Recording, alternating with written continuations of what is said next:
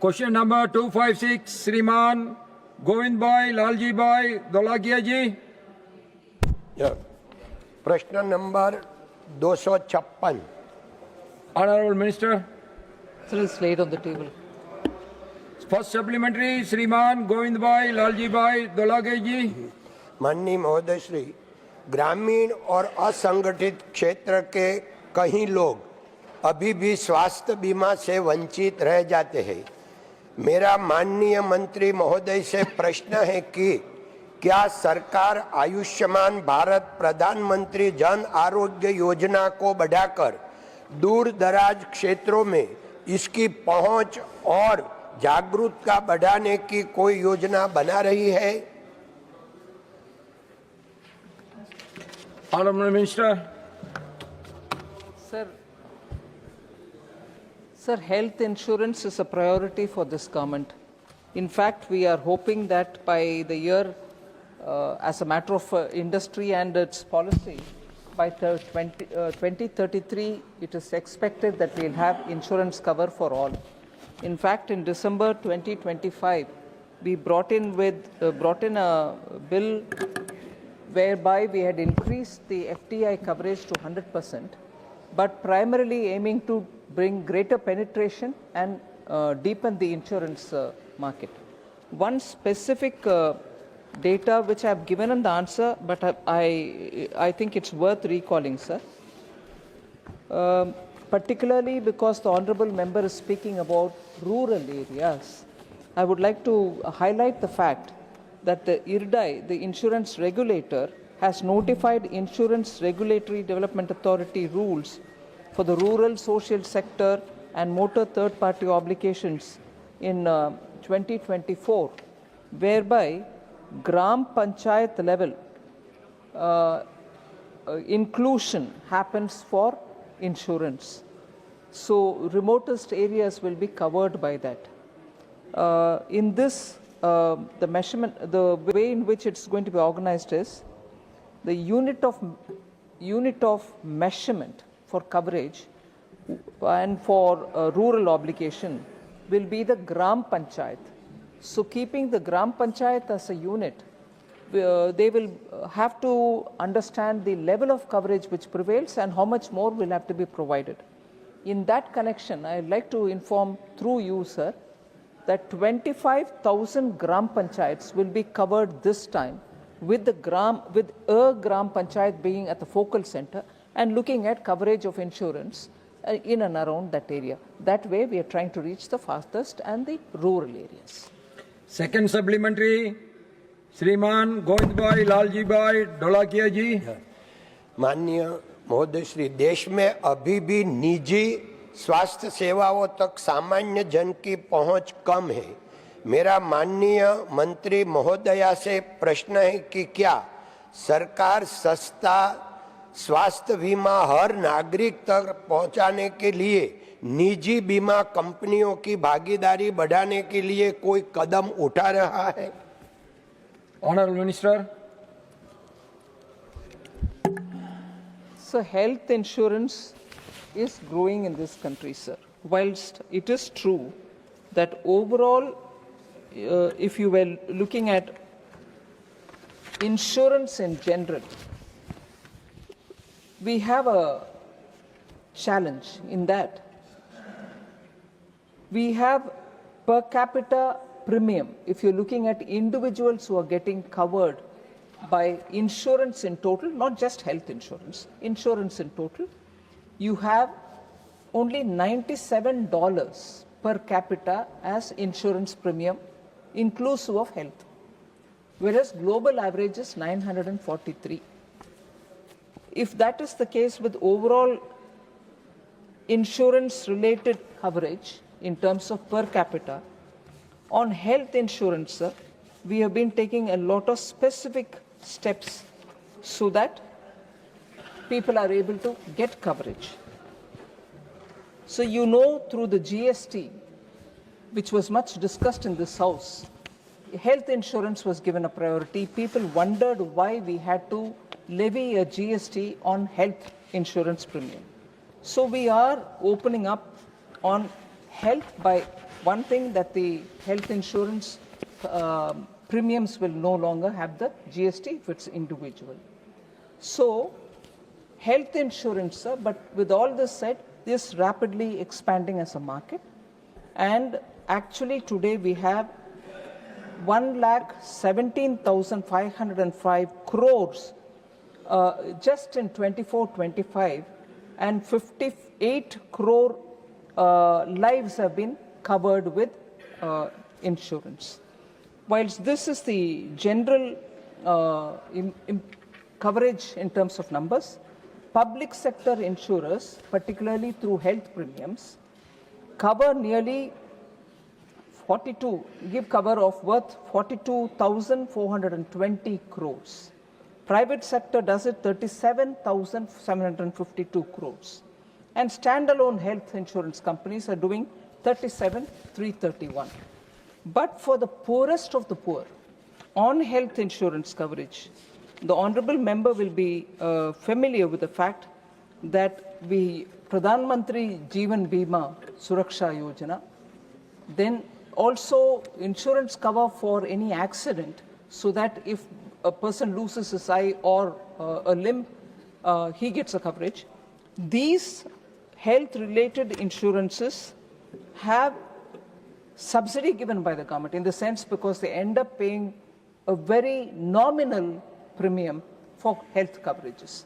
And during COVID, I can expand by saying, even without even waiting for a death certificate, the health insurance companies were driven to give health, the insured amount without any delay. So I just want to highlight that the premium rates are also very keeping people in mind. The Jeevan Jyoti Bima Yojana, sir, takes 436 rupees per year, and it is like every year. Suppose you paid 436 rupees premium, and in this year you have a problem, being a poor person, you get 2 lakh rupees within that year, 1 year premium paid, but within that year, if some unfortunate incident happens and the person loses life, the next of kin gets 2 lakh. So the government has made sure the premium is not higher than that, and this can be renewed every year. Jeevan Jyoti Bima, therefore, I want to cumulative enrollments. Government is also driving to make sure poor people get covered. 26.79 crore people have been given Jeevan Jyoti Bima coverage. Third supplementary, Srimati Priyanka Chaudhary ji. Thank you so much, Honorable Chair. Sir, my question through you would be, over 70% of health expenditure in India is borne out of pocket by patients, and 3.2% of Indians fall below the poverty line annually due to excessive medical costs, with 31% and 47% of hospitalizations in urban and rural areas respectively, financed through loans or asset sales. Does the government acknowledge that the absence of universal health insurance coverage is pushing crores into debt and poverty, sir? Honourable Minister.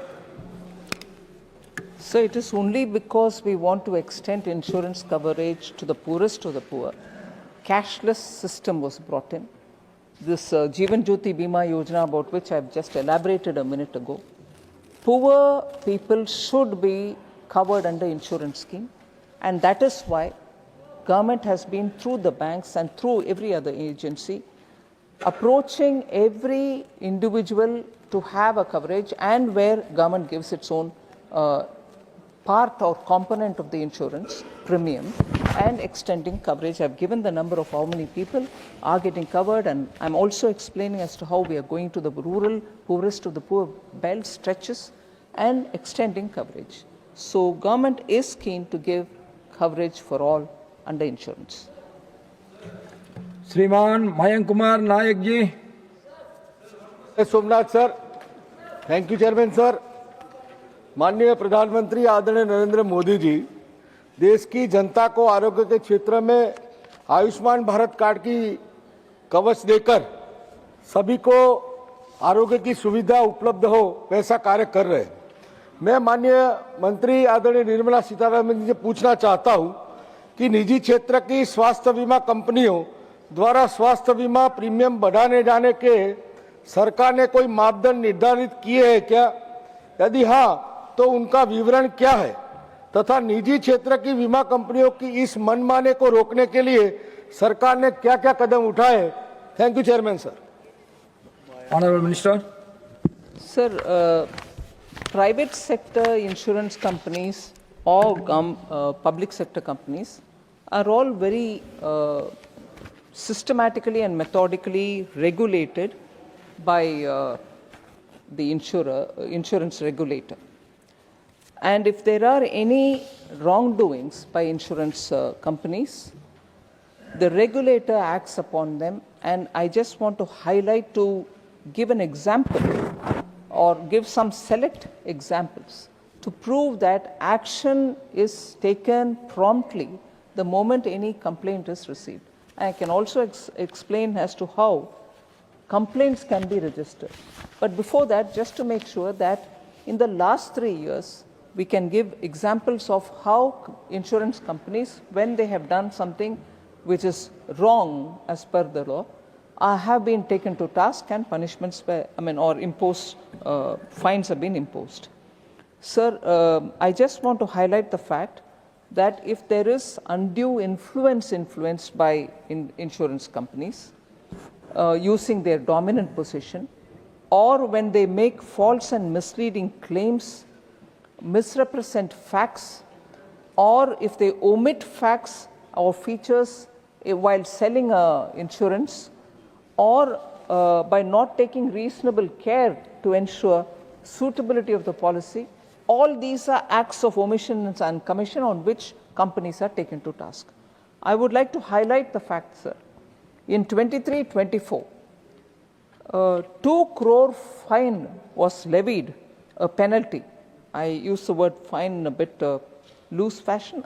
2 crore rupees was levied as penalty on an insurance company, Reliance General Insurance Company, for having not done fair practice, unfair business practice. So the honorable member can take such examples. I'll give you 2 more.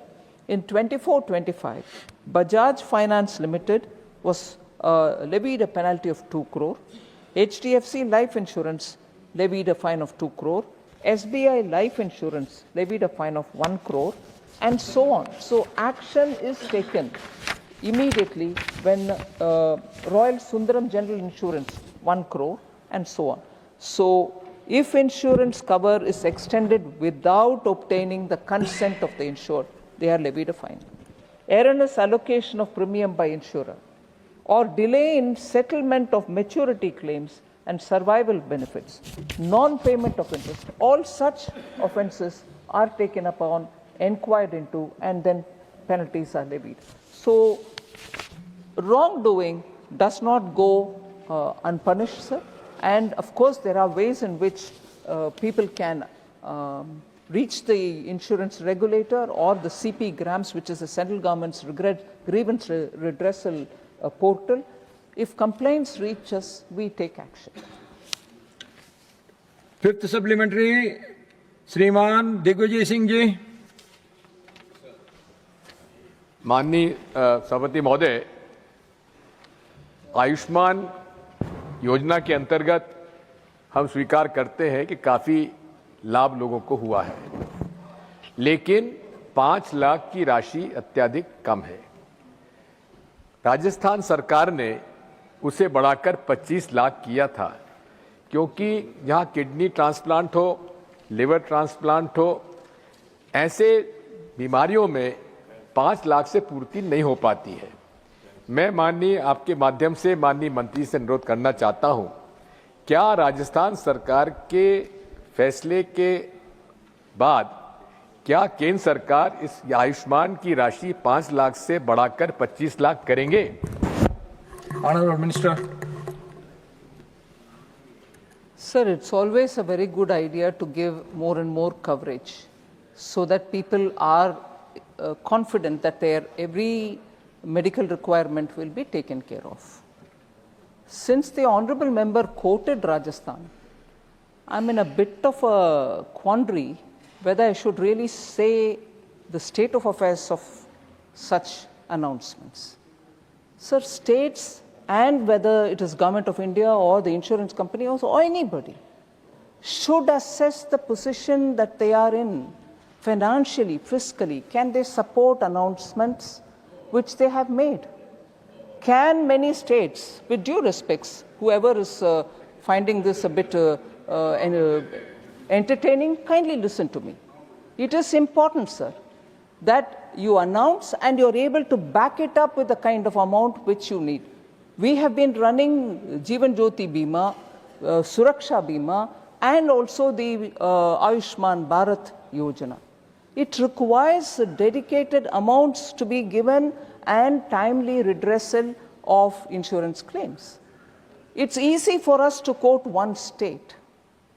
And again, I'm refraining myself from stating how effectively the state is able to fund that program. So it's easy for us to talk, sir. I'm proud at the way in which Ayushman Bharat scheme is reaching all Indians with a 5 lakh coverage, inclusive of family members, and cashless it is, and so on. So it is easy for us to top up and say, oh, look, this is what is happening in some state, will you do it? As I said, I'll refrain from saying how that state will have to struggle to fund that program. Now question number 257, Srimati Rajini Ashok Rao Patil ji. Question number 257, sir. Honorable Minister. माननीय जवाब पटल पर रख दिए। First supplementary, Srimati Rajini Ashok Rao Patil ji. Sir, through you, I would like to ask the Minister that concerns have been raised by medical bodies such as Indian Medical Association that several therapies under the Ministry of Ayush system lack rigorous empirical validation through large scale of randomized control trials. While safety issues have also been flagged regarding the presence of heavy metals such as lead and mercury in certain Ayurveda formulations, which have even triggered health advisors in some countries. In this context, may the Minister clarify whether the government has undertaken any comprehensive scientific evaluation of Ayush therapies, what regulatory and quality control mechanisms are being strengthened to ensure safety, efficiency and global credibility of traditional medicines. Thank you, sir. Honorable Minister. माननीय सभापति महोदय, आपके माध्यम से मैं माननीय सदस्य को बताना चाहूँगा कि भारतीय चिकित्सा पद्धतियों तथा होम्योपैथी के चिकित्सकों को विनियमित करने वाले प्रावधान NCISM एक्ट 2020 तथा NCH एक्ट 2020 के अंतर्गत स्थापित है। संबंधित अधिनियमों के अंतर्गत केवल वे ही व्यक्ति चिकित्सा अभ्यास करने के लिए पात्र है कि जिनके पास मान्यता प्राप्त चिकित्सा योग्यता हो तथा जो राष्ट्र या राज्य के रजिस्टर में पंजीकृत हो। अन्य किसी चिकित्सा पद्धति के बिना आवश्यक योग्यता के प्रैक्टिस उन सभी लोगों को भी मना की गई है। क्रॉसपैथी और मैक्सोपैथी की भी उनको अनुमति नहीं दी गई है और इसका अगर कोई उल्लंघन भी करता है तो ऐसे उल्लंघन के स्थिति में अनुशासनात्मक कार्रवाई की जाती है, जिसमें पंजीकरण का निलंबन या निस्तारीकरण भी शामिल है। वैसा अगर देखा जाए तो स्वास्थ्य राज्य सूची का विषय है। अंततः जमीनी स्तर पर चिकित्सा अभ्यास का विनियम जैसे कार्यक्षेत्र का प्रवर्तन, लाइसेंसिंग तथा क्लिनिकल संस्थाओं के मानक मुख्यतः संबंधित राज्य संघ राज्य क्षेत्र सरकार के अधिकार क्षेत्र में आते हैं।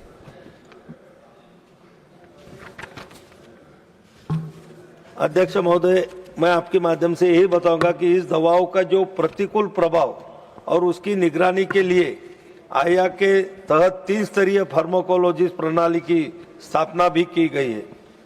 लॉ के बारे में अगर बताएं तो औषधीय व प्रसाधन सामग्री अधिनियम 1940 और नियम 1945 के तहत नियामक ढांचा है, जिस राज्य लाइसेंसिंग प्राधिकरण के माध्यम से उसे लागू किया जाता है।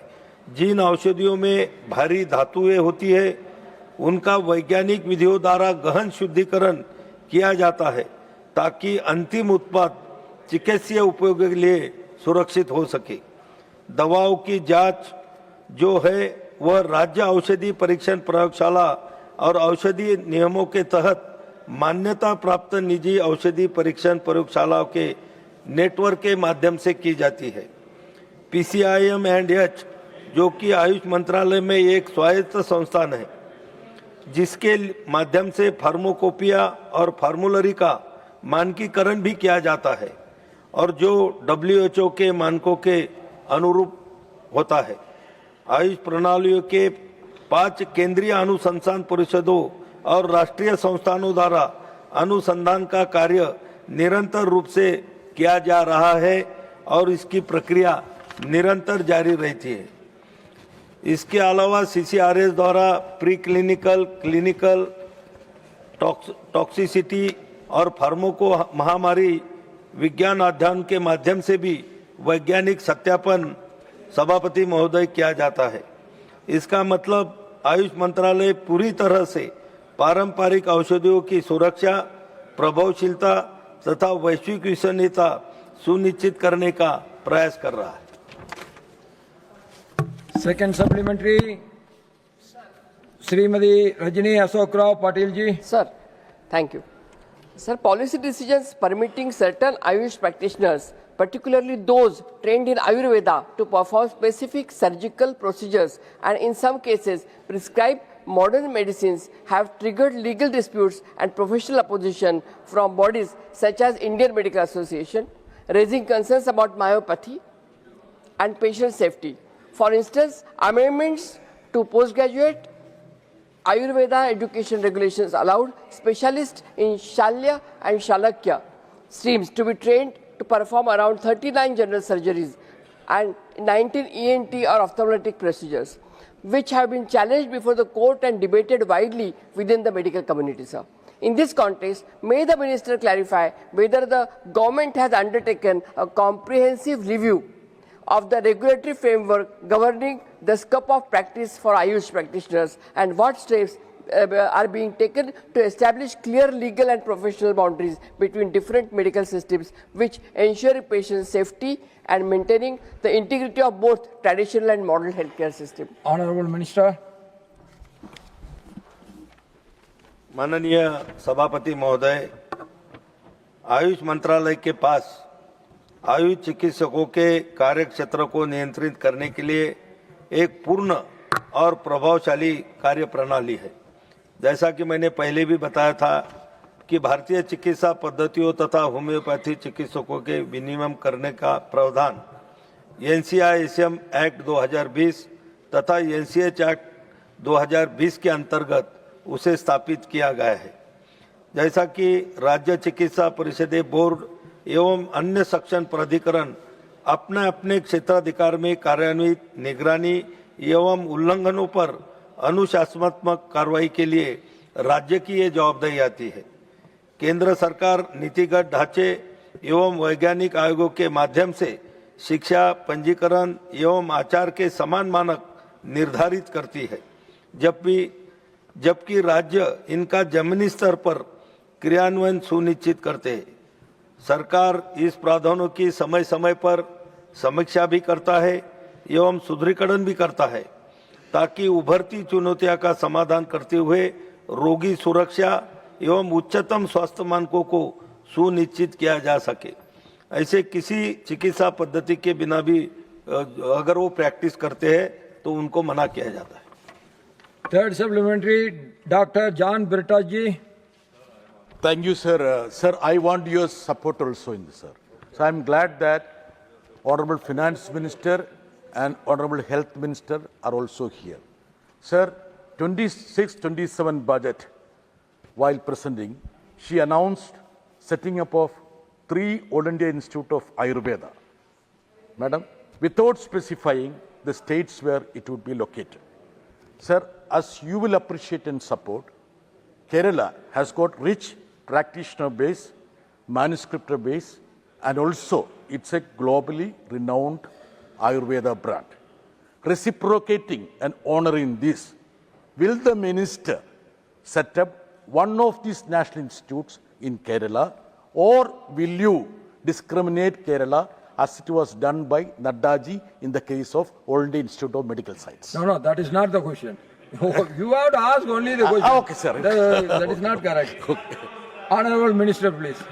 माननीय सभापति महोदय, निश्चित रूप से इस बार के हमारे 26-27 के बजट में हमारे आदरणीय प्रधानमंत्री नरेंद्र मोदी जी की, जिनकी आयुष में बहुत ही चिंता रहती है और आयुष से उनका बहुत सारा लगाव भी है, और वो यही चाहते हैं कि हमारी सभी आयुष प्रणालियों का प्रचार सिर्फ हमारे भारत में ही नहीं तो पूरे देश में होना चाहिए। और उनका प्रयास भी है कि जैसा कि अभी बताता हूँ, मैं आ रहा हूँ, कि जैसा कि हमारे प्रधानमंत्री के प्रयासों से आज योग हमारे दुनिया में लगभग 180 देशों से ज़्यादा देशों में मनाया जाता है। आयुर्वेदा डे जो है तो 150 कंट्री में मनाया जाता है। यहाँ पर जो 3 आया की घोषणा की, मैं आदरणीय हमारे वित्त मंत्री को भी धन्यवाद दूंगा आयुष मंत्री के नाते। और इसके लिए जो हमने अभी देखा है कि बहुत सारे राज्यों के हमारे सांसद है, उनके भी रिकमेंडेशन आ रहे हैं कि हमारे कॉन्स्टिट्यूंसी में आया जैसा यूनिट होना चाहिए। बहुत सारे मुख्यमंत्रियों ने भी मुझे पत्र लिखे हैं, प्रधानमंत्री जी को भी पत्र लिख रहे हैं। और केरल में जो आयुर्वेदा का काम है, निश्चित रूप से केरल में आयुर्वेदा का काम अच्छा है और वहाँ पर बहुत से दूर से और बाहर के भी लोग वहाँ पर आयुर्वेदिक उपचार करने के लिए हमारे आयुष वीजा के माध्यम से वहाँ पर आते हैं। और उन्होंने जो मांग की है तो ऐसी तुम्हारी मांग गलत है ऐसा मैं नहीं बताऊँगा, पर निश्चित रूप से अभी 3 ही नहीं तो हमारे प्रधानमंत्री ने ऐसे आने वाले 5 साल में 10 ऑल इंडिया इंस्टीट्यूट ऑफ ये बजट में 3 आए, पर आगे चलकर और भी 7 करने का भी हमारे प्रधानमंत्री ने उसमें भाषण में जिक्र किया था।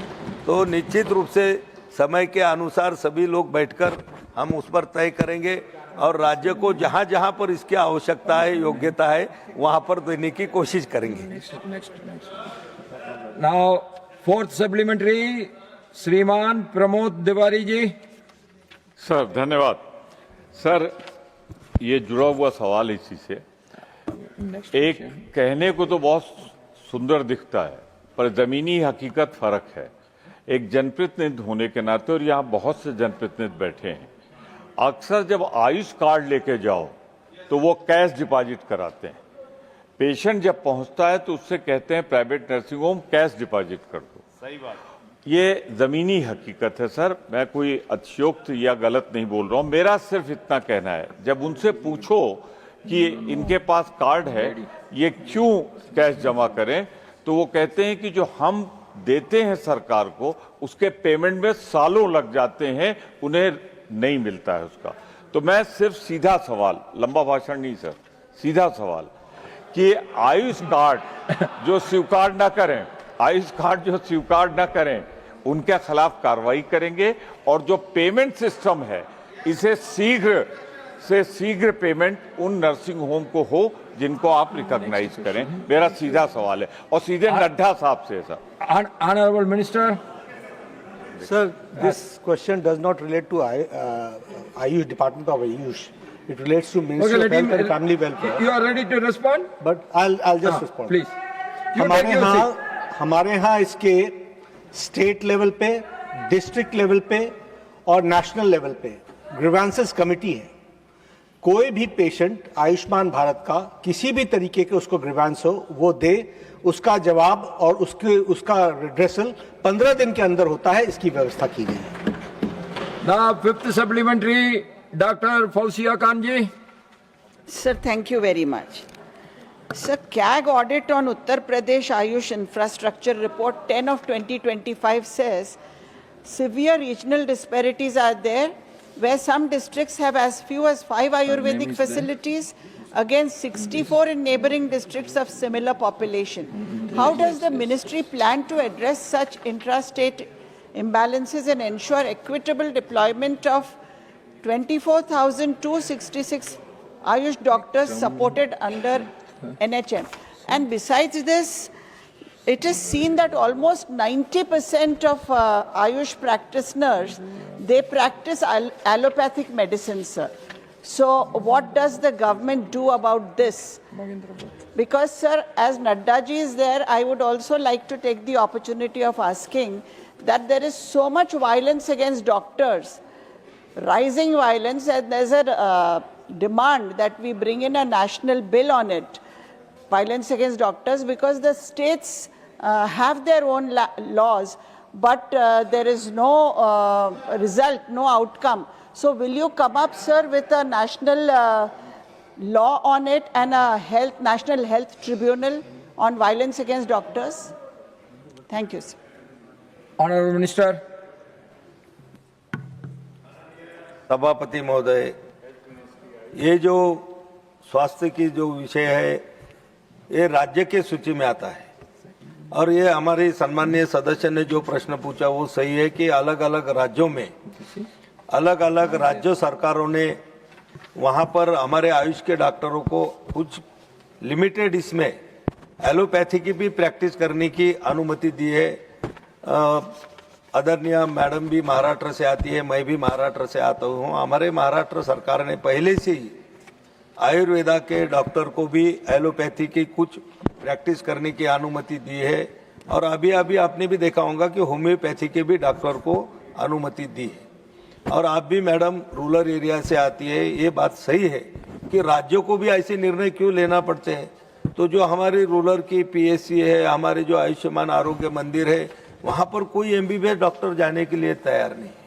आज भी हम पीएचसी में जाते हैं तो बहुत सारे पीएचसी में मेडिकल ऑफिसर के रूप में हमारे आयुष के डॉक्टर ही काम कर रहे हैं और आयुष के डॉक्टर ही रूरल एरिया को अच्छी सेवाएं दे रहे हैं। उनकी जो प्राथमिकताएं होती है वो पूरी करने का काम, सेवा करने का काम आयुष के डॉक्टर कर रहे हैं, लेकिन वो विषय राज्य का है, वो केंद्र का नहीं है। आपने जो उत्तर प्रदेश के बारे में बताया, मैं अतिशय सम्मान के साथ में कहूँगा कि ये जो हमारा आयुष विभाग है, हमारी जो पारंपरिक उपचार पद्धतियाँ हैं, ये कई सालों से दुर्लक्षित थी। पहले सरकारों ने इनके ऊपर कोई ध्यान नहीं दिया। ये आयुष एक विभाग करके स्वास्थ्य विभाग के अंदर चलाया जाता था। पर मैं आदरणीय प्रधानमंत्री नरेंद्र मोदी जी को धन्यवाद दूंगा पूरी जनता की ओर से कि उन्होंने पंतप्रधान बनने के बाद में पहला काम किया कि आयुष मंत्रालय की स्थापना यहाँ पर की और तब से आयुष मंत्रालय ने पूरे देश में नहीं तो दुनिया में हमारी जो ट्रेडिशनल उपचार पद्धति है उसका प्रचार और प्रसार करने का काम इस मंत्रालय के माध्यम से जारी है। अभी यूपी की जानकारी मेरे पास नहीं है, लेकिन मैं आप माध्यम से सदस्य को बताना चाहूँगा कि 2014-15 से लेकर 2024-25 तक लगभग 5,670 करोड़ से ज़्यादा निधि राज्यों को दी गई है। उसमें से लगभग 203 एकीकृत आयुष अस्पताल खोले गए हैं, 518 आयुष अस्पतालों का अपग्रेडेशन किया गया है, 6,234 आयुष औषधालयों का अपग्रेडेशन किया गया है, 2,387 पीएससी उसमें काम चलता है, 746 सीएससी में भी इंटीग्रेटेड उपचार आयुष के माध्यम से किए जाते हैं और आयुष सुविधाओं का इंटीग्रेशन और दवाई का सपोर्ट भी हमारे मंत्रालय से किया जाता है। प्रतिवर्ष लगभग 1,157 आयुष अस्पतालों और 12,677 आयुष डिस्पेंसरी को भी दवाई की पूर्ति की जाती है। तो ये सभी राज्यों में की जाती है। अगर यूपी के बारे में अगर माननीय सदस्य जानना चाहती तो अलग से मुझे लिखो। उत्तर प्रदेश के बारे में भी अगर कुछ ऐसा होगा तो वहाँ पर भी हम सुधार लाने का प्रयास करेंगे। Now question number 258, Shriman Ashok Rao Sankar Rao Chauhan ji. Honorable Minister. Just read on the table. The first supplementary, third supplementary, Shriman Mahendra Bhatt ji. महोदय, मैं माननीय मंत्री जानना चाहूँगा कि प्रधानमंत्री मुद्रा योजना के अंतर्गत दिए गए ऋणों में एनपीए की वर्तमान स्थिति क्या है? क्या सरकार के बाद डिफॉल्ट के प्रमुख कारणों का कोई विश्लेषण है? क्या छोटे उद्यमों को पुनर्भुगतान में राहत देने के लिए कोई नई नीति प्रस्तावित है? Honorable Minister. Sir, I would like to state that this PM Mudra is one of the very popular schemes, and it has given benefits to a lot of small-time entrepreneurs. And first of all, the coverage is something which needs to be understood. 57.26 crores has been given as loan. and 39.48 lakh crores have been sanctioned since the launch of the scheme. So this is one of the biggest, if anything, bank lending schemes which has reached people who have no collaterals to provide. So in terms of the number of NPAs about which the honorable member is asking, when I say NPAs, we are talking about outstanding, which is pending from the person to return to the bank. As we all aware that PM Mudra has 3 schemes underneath it. One is Sishu, the second is Kishore, and third is Tarun. Total outstanding as a percentage, sir, as of 31st March 2025 is 12.4% against the total lent amount is outstanding. In Sishu, in Kishore, 9.48% of all the amounts lent is outstanding for Kishore. Third, Tarun, 7.92% is outstanding of the total amount given. So we are still not talking about NPAs in that sense. We are talking about amounts outstanding and the banks are pursuing to get it back. Fourth supplementary, Shriman Shakti Singh Gohil ji. Chairman sir, इस योजना में तरुण plus के लिए from 10 lakhs to 20 lakhs का प्रावधान है और यही एक सही है, क्योंकि अगर किसी को कुछ भी करना है तो एक अमाउंट आज के ज़माने में, इस महंगाई के ज़माने में अमाउंट ठीक होनी चाहिए, वो तरुण प्लस के लिए। मैं आपके ज़रिए मंत्री जी से जानना चाहता हूं कि तरुण प्लस इस कैटेगरी में उन्हें मुद्रा योजना से लाभ मिलता है, प्रधानमंत्री मुद्रा योजना से, जिन्होंने सक्सेसफुली पास्ट में लोन लेके पेमेंट किया है।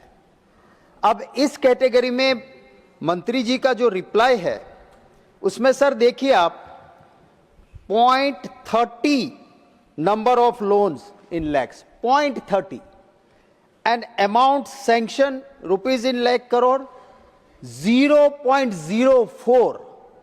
माने तरुण प्लस में इतना कम लोन डिस्ट्रीब्यूशन करने का वजह क्या है और इसको ठीक करने के लिए सरकार क्या कदम उठाना चाहती है?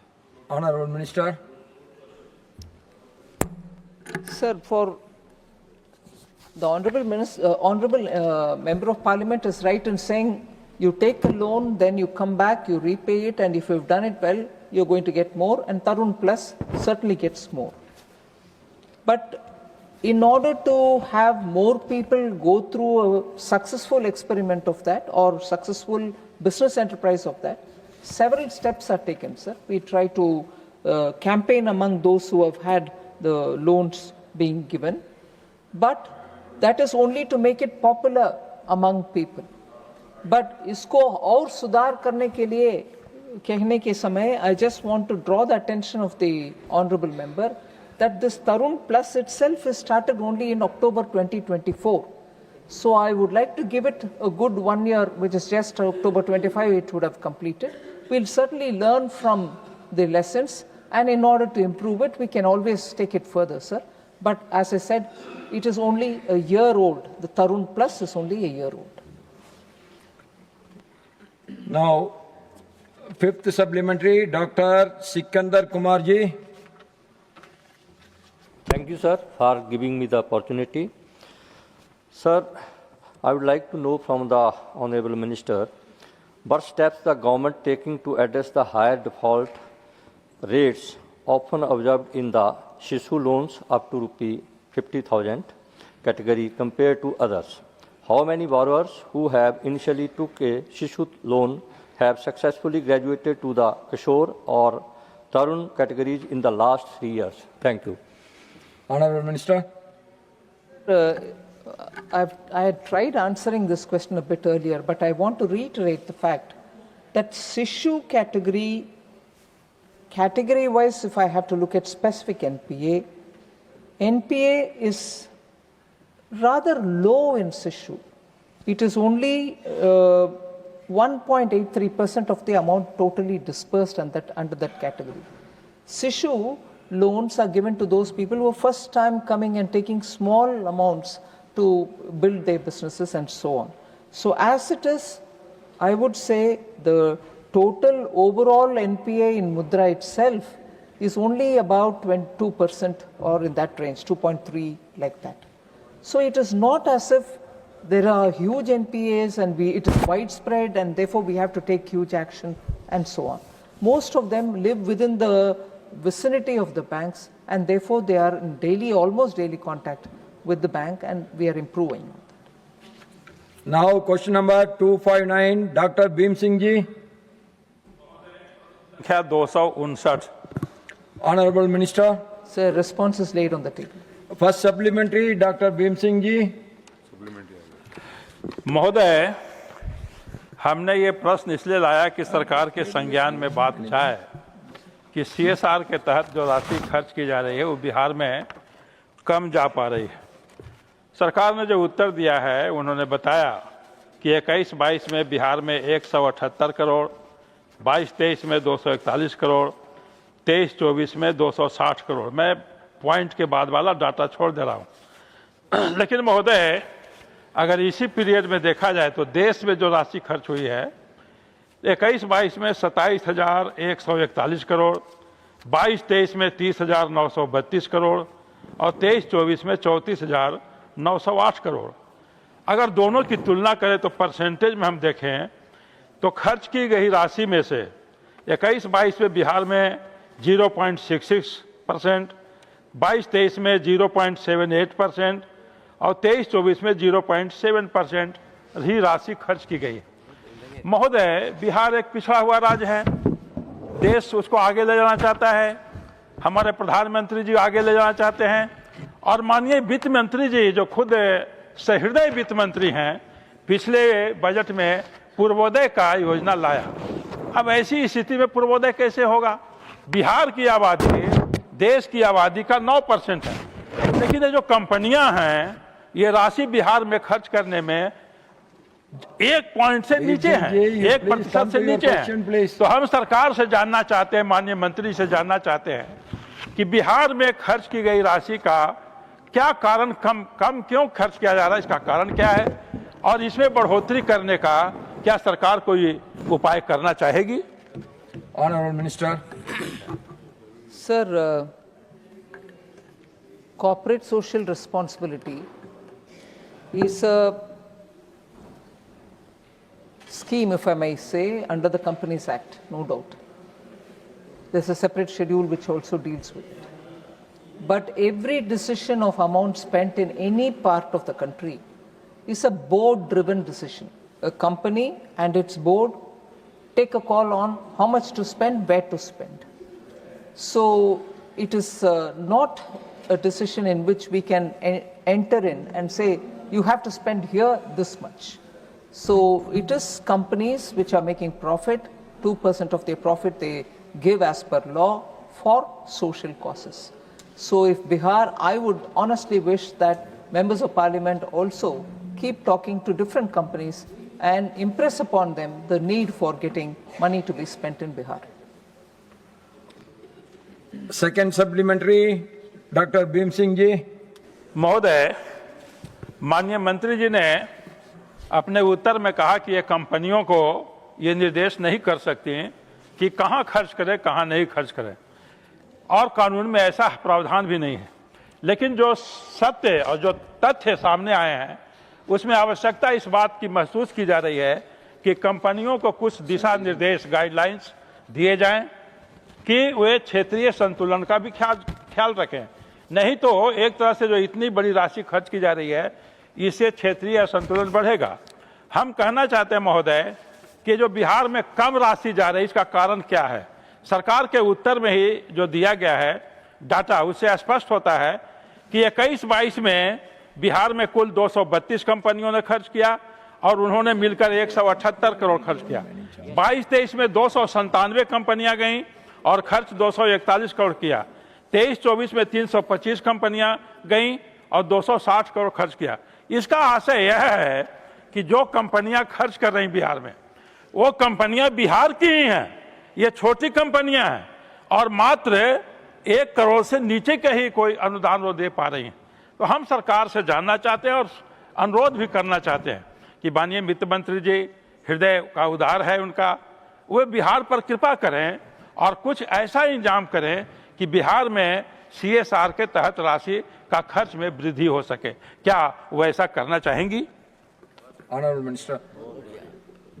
Sir, this is something in which we'll have to enter into a board's decision and to tell them.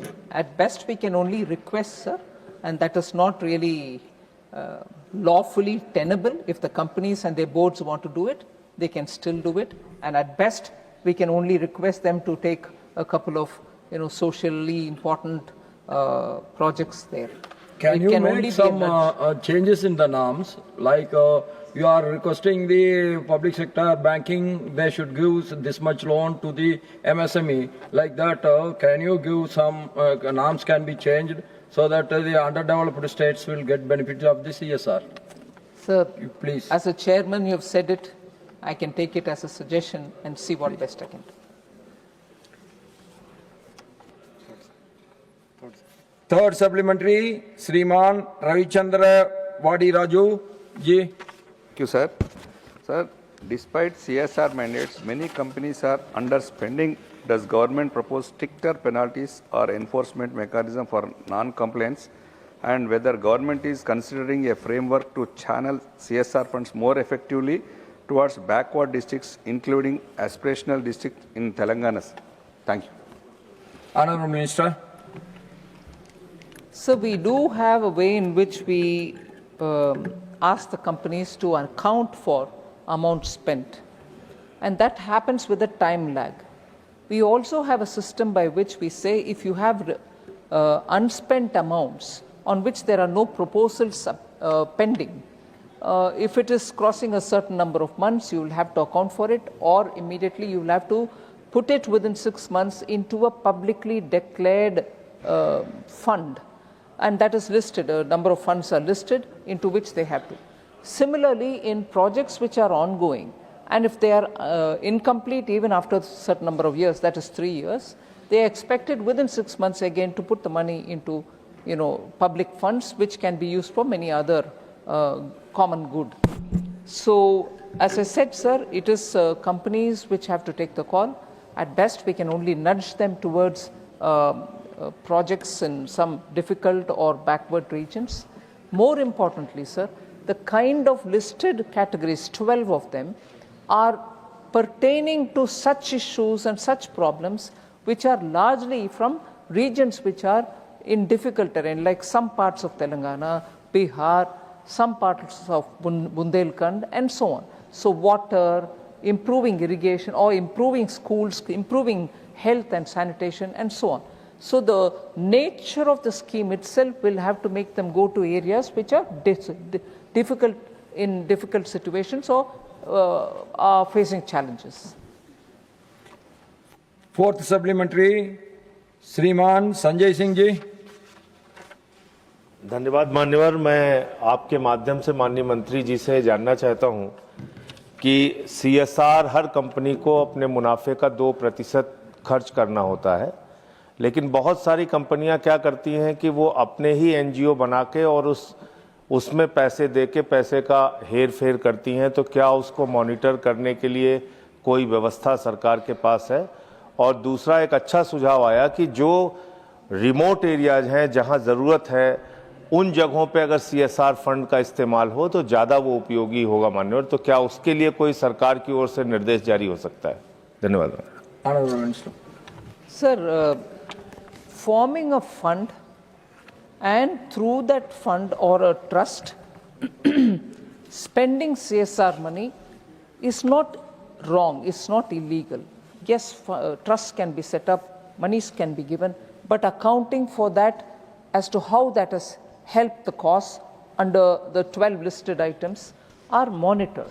And therefore, those accounts, when they come to the government, we certainly have the people look into to see if it is being spent rightly or if it is being diverted to that extent, but it depends on their own disclosed accounts. So there is, of course, in the Companies Act, in section 135, a clear line which says companies shall give preference to local area and areas around it where it operates. Even, I presume that would answer our honorable member from Bihar as well. So companies can very clearly choose the areas which are in difficult situation and move towards assisting that area.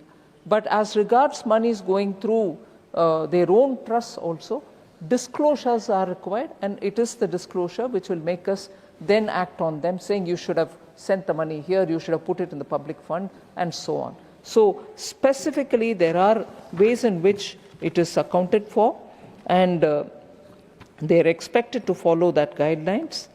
I'll just highlight, sir. Unspent amounts, sir, pertaining to ongoing projects.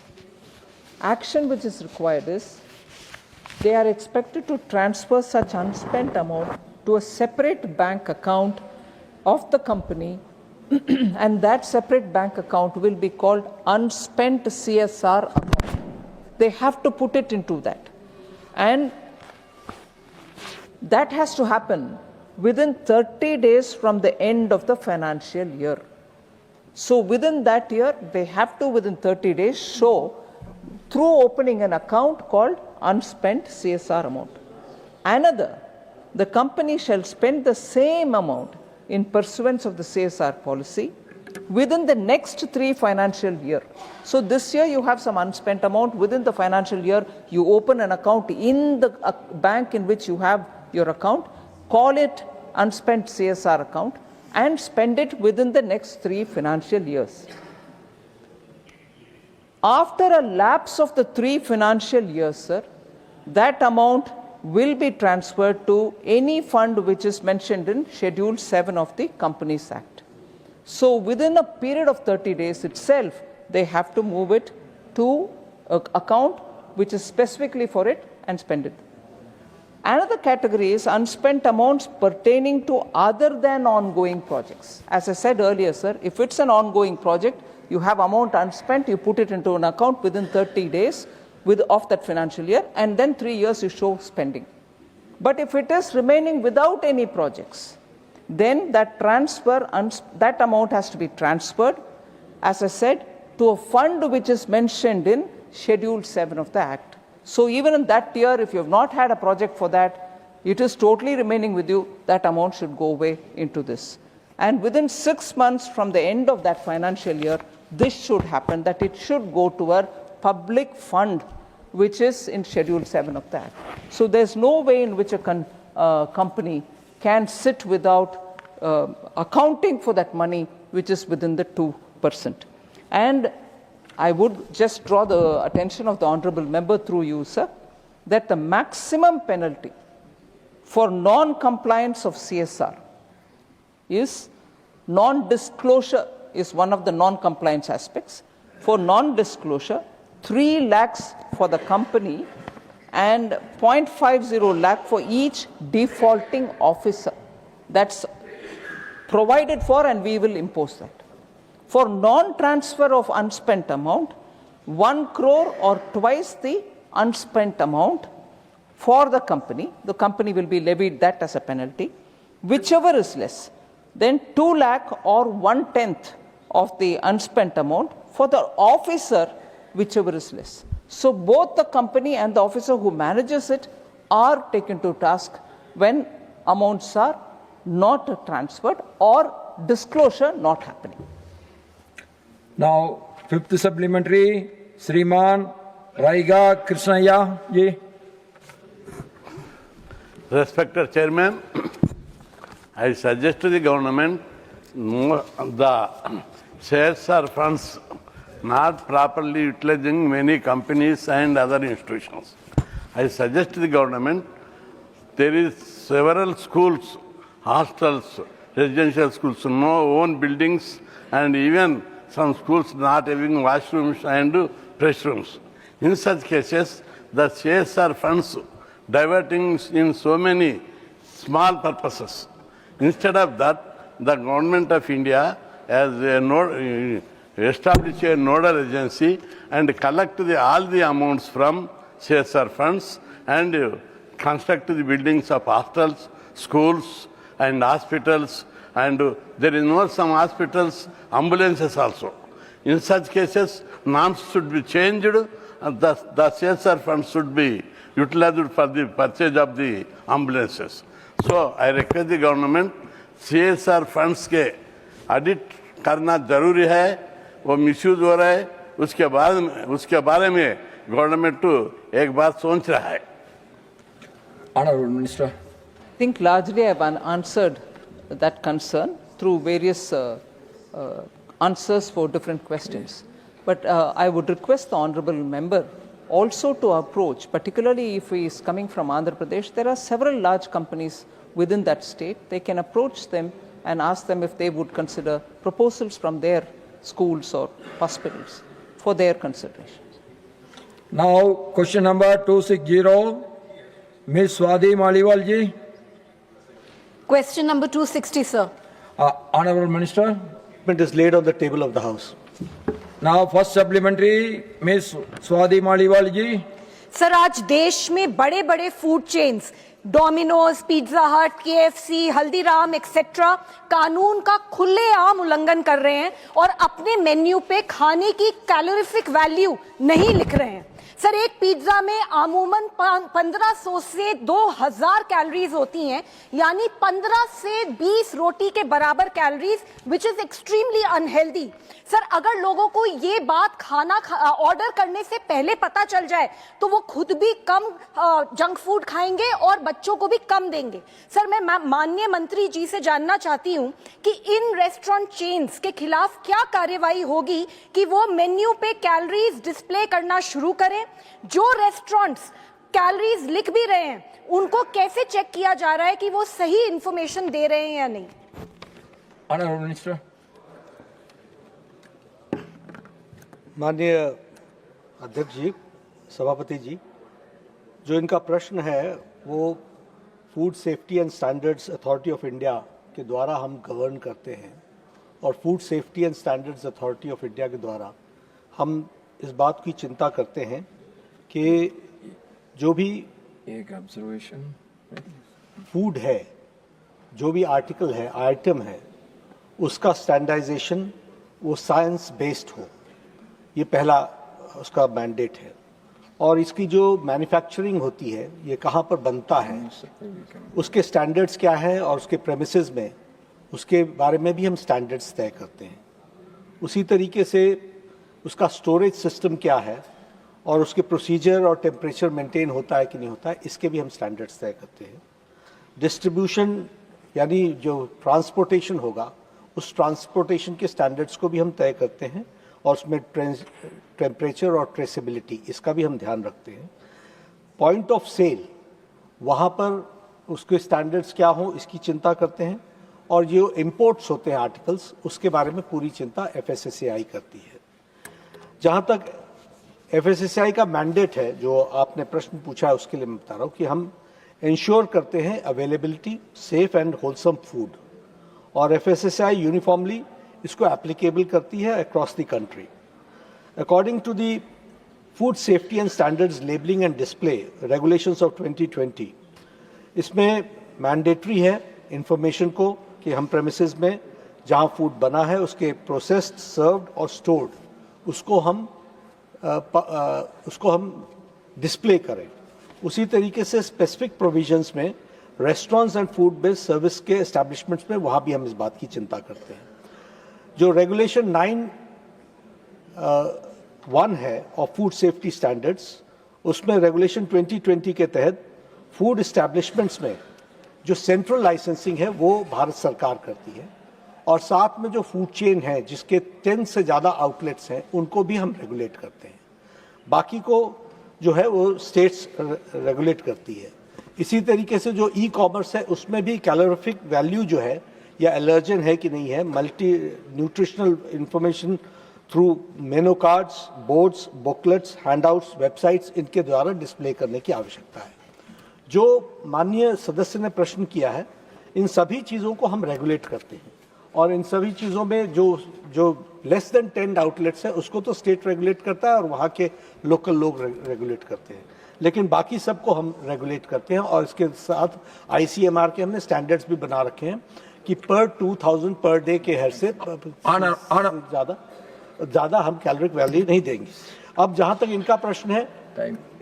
इनका प्रश्न है मैं यही कहना चाहूँगा कि जो central licensing की दृष्टि से आते हैं, जो कंपनीज आती हैं, उनको हम पूरी तरह से रेगुलेट करते हैं और उसके लिए हम एक्शन टेकन भी करते हैं। आपको मैंने इसमें बताया भी है कि 2024-25 में 165 एस्टैब्लिशमेंट्स की इंस्पेक्शन हुई, जिसमें से 164 कंप्लायंट थे, एक नॉन कंप्लायंट था और उनको नोटिस दिया गया और किसी के खिलाफ कोई लाइसेंस सस्पेंड नहीं किया गया है। तो हमारे रेगुलर वॉच है इस पर माननीय सभापति जी, और हम कोशिश करते हैं कि वो कैलोरीफिक वैल्यू भी अपनी डिस्प्ले करें और वह कैलोरीफिक वैल्यू जो है वो ICMR तय करता है।